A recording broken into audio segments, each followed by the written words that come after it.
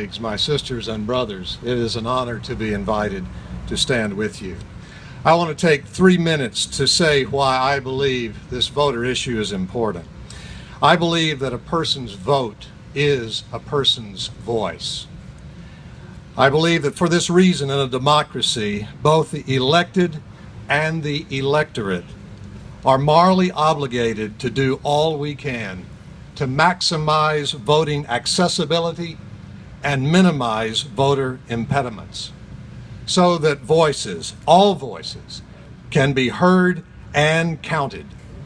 Seems to me that the voter registration process should be the front line of hospitality, a process of welcome into what it means to be an invested citizen and a Georgia resident.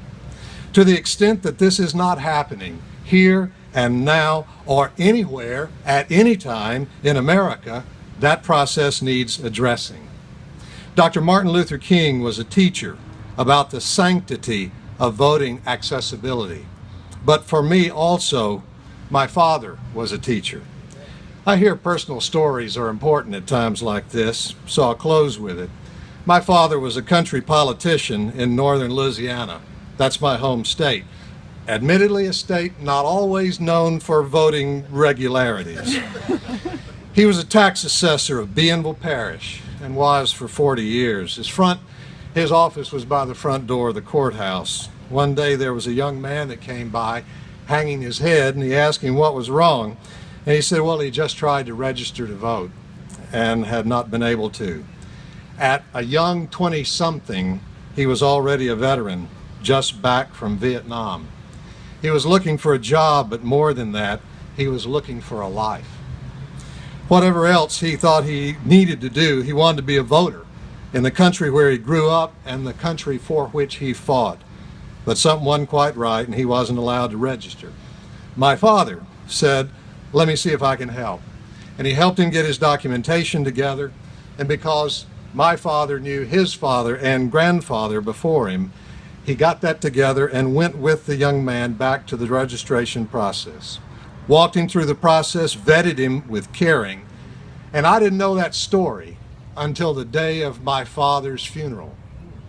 That guy walked up to me, tells me the story, and says, I'm a voter today because of your father.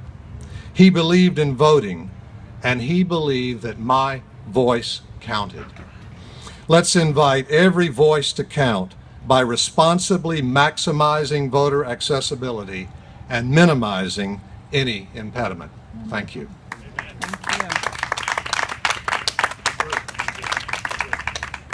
My name is Drew Stockstill, and I am the associate pastor at Morningside Presbyterian Church.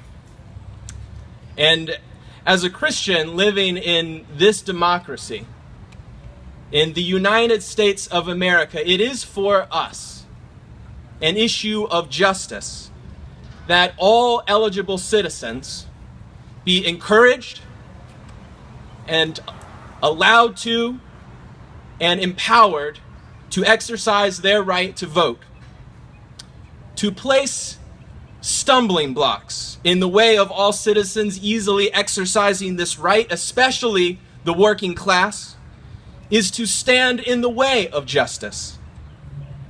Now, I know that not all citizens in God's creation have the right that we believe, at least most of us believe that all citizens should have, that every person be able to cast a vote, to have a say in who is representing them. But in this nation, and in Georgia, we have decided that it is a fundamental right for all. And as such, to deny any person or community the right to vote, whether actively or by resisting reforms meant to make voting more accessible, is to deny justice and the equality of all people whom God has created. The Apostle Paul, in his letter to the Corinthians, was appalled by the way that some Christians were celebrating the Lord's Supper. See, some folks who could afford to, who could take some time off of work in the middle of the day for a long lunch break, they were getting to the table early They were eating up everything before the other folks arrived after work, after making their way through the rush hour donkey cart jam. And when they got there, there was nothing left. They went hungry. The right to have access to the community table and break bread together was not accessible to all, and this was wrong, sinful. And so it is also wrong that we who can afford to take time off in the middle of the day to go to the polls and who can wait in line for sometimes hours without worrying about what might happen while we are away, that we use up this right without even so much as considering those who aren't with us at the polls, those who didn't get a chance to get registered or who just couldn't get away on a working Tuesday, those who go hungry at the table of democracy. And voting is not a partisan issue. It is something that Republicans and Democrats and independents agree is a good and important thing for a healthy democracy. In my church, we've got folks of all stripes who believe in this right for all to vote and who exercise it themselves.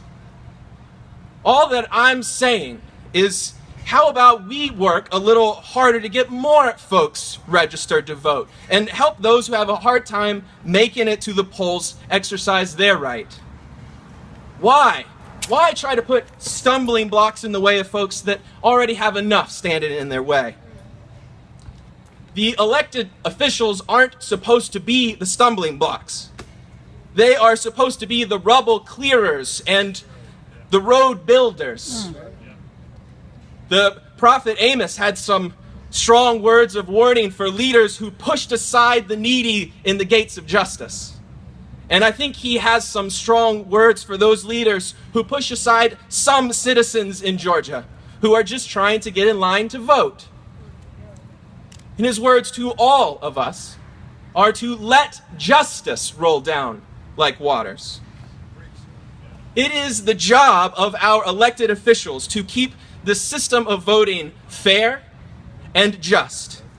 And we are just asking you to do your job so that we can get back to doing our jobs. I'm asking you this morning as a pastor and as a child of God to have a little compassion.